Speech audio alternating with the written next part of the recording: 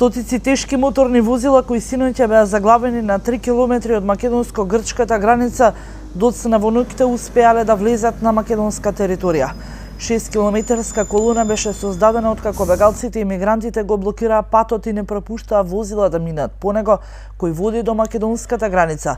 Ноќеска, откако грчката полиција увидела дека колоната станува се поголема, возилата ги пренасочила кон стариот пат кој води пред македонската граница, па така и успеале да ја минат граничната бариера.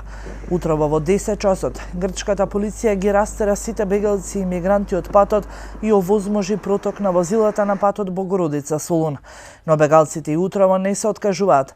Протестираат во кампот, тие покрај барањата Европската унија да ги прими, од утрово бараат и помош од така наречените активисти за човекови права, кои се секојдневно покрај мигрантите и заедно бараат невозможни начини како да ја поминат македонската граница, а истовремено и заминат до нивната крајна дестинација Германија. Илегалните мигранти го блокираа патот со барање да биде отворена за нив македонско-грчката граница, што е во спротивност со постигнатиот договор помеѓу Брисел и Анкара, кој започна да се имплементира од вчера.